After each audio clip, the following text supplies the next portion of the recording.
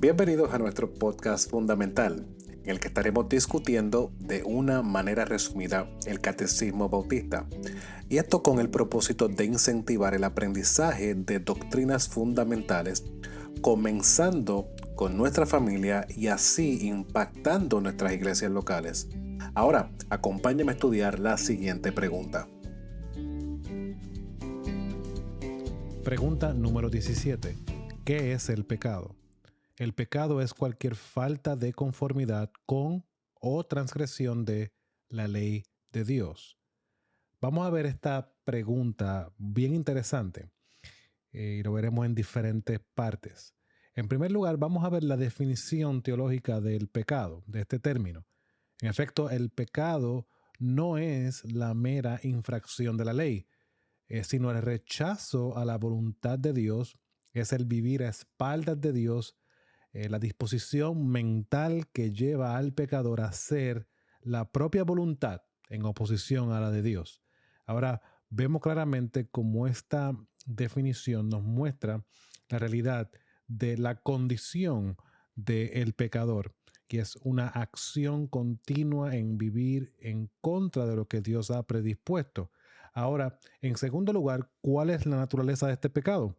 Ahora, esto es lo que nos lleva a ver lo que vimos en nuestra pregunta pasada, que si Adán y Eva, nuestros padres, estuvieron en la misma condición por siempre, no cayeron de esa condición, y es lo que nos lleva a entender la doctrina del pecado original. ¿Qué es esta doctrina del pecado original? Bueno, el pecado original es la doctrina que dice que como resultado de la caída de Adán, toda la humanidad es pecadora por naturaleza, teniendo una propensión al pecado que subyace a cada pecado actual. Ahora vemos claramente cómo nuestra confesión de fe, la segunda confesión de Londres, nos relata esto en su capítulo número 6, párrafo número 2. Dice de la siguiente manera: nuestros primeros padres, por este pecado, hablando del pecado original, cayeron de su justicia original y de su comunión con Dios, y nosotros en ellos, por lo cual la muerte sobrevino a todos, viniendo a estar todos muertos en pecado, enteramente corrompidos en todas las facultades del alma y del cuerpo. Ahora podemos ver claramente cómo este pecado original ha afectado no solamente a nuestros padres Adán y Eva, sino que esto ha tenido repercusiones en todo lo que han nacido después de ellos. Y eso lo podemos ver claramente en la representación de la ley de Dios, la ley moral de Dios que es dada al pueblo de Israel, expresada en los 10 mandamientos, que nos muestran el carácter de Dios, la moral de Dios y cómo el judío debía de ver en ese momento que ninguno de ellos podía llegar a esa perfección. Ahora, por lo tanto, vemos de manera general cómo esta condición de pecado ha tenido unas grandes consecuencias. La misma confesión nos lo recuerda en el párrafo número 3 del capítulo número 6. Dice lo siguiente, hablando sobre estas consecuencias y cómo el pecado de Adán y Eva se extiende a toda la humanidad, siendo ellos la raíz de todo el género humano y estando por designio de Dios en lugar y en representación de toda la humanidad, la culpa del pecado fue imputada y la naturaleza corrompida fue transmitida a toda su posteridad, que desciende de ellos por generación ordinaria, siendo ahora concebidos en pecado y siendo por naturaleza hijos de ira, esclavos del pecado, estando sujetos a la muerte y a todas las demás miserias espirituales, temporales y eternas, a no ser que el Señor Jesús los libre. Aquí vemos claramente cómo, podemos ver detalladamente cómo la confesión nos da las consecuencias claras, miserias espirituales, temporales y eternas, a no ser que el Señor Jesús los libre. Por lo cual nos lleva a ver la realidad de lo que nos habla la misma escritura en Primera de Juan capítulo 3 versículo 4.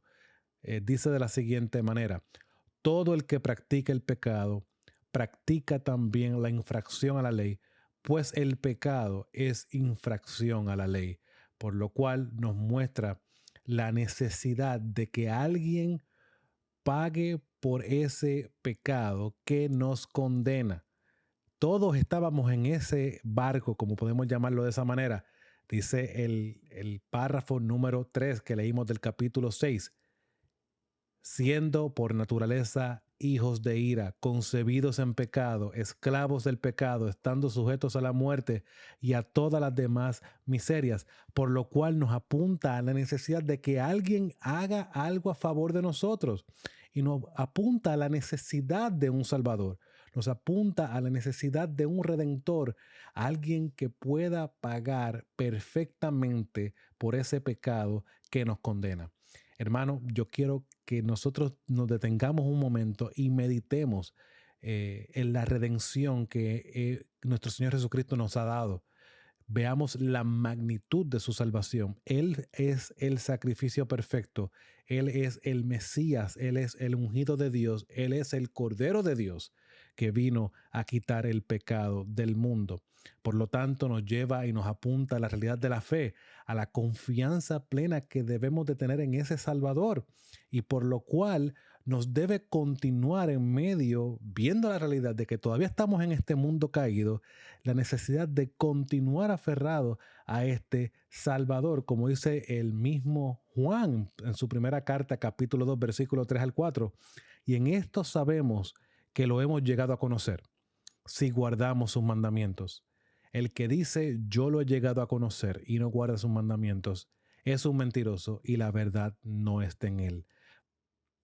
Por lo cual esto nos debe llevar a recordar, hermano que me escuchas, la realidad de que Primera de Juan nos muestra que en este mundo, en esta realidad en la cual vivimos hoy día, siendo creyentes, estaremos luchando con este pecado que todavía mora, que está esperando esa redención futura, por lo cual aferrados a Él, guardando sus mandamientos, que es lo que nos hemos sido llamados a guardar sus mandamientos, lo que Él ha revelado para nosotros. El que me ama, dice su palabra, obedece mis mandamientos. Por lo tanto, mi hermano, nos debe llevar a continuar luchando con las herramientas, con los medios de gracia que nuestro Dios nos ha dado para combatir con este pecado hasta que Él vuelva, entendiendo en mente no que nuestra lucha es la que nos gana favor con Dios, sino la realidad de que estamos unidos a Cristo es la evidencia de que vamos a luchar y es la evidencia de que vamos a ser victoriosos hasta el final. La muerte no tendrá dominio sobre creyente. El pecado no tiene más dominio sobre creyente. Hay una nueva administración sobre nosotros y es el Espíritu Santo, el cual mora en nosotros, nos convence de pecado, de justicia y de juicio y nos guarda hasta el final porque somos la herencia preciosa del Señor. Hermano, medita en estas verdades, que seas edificado en estas verdades.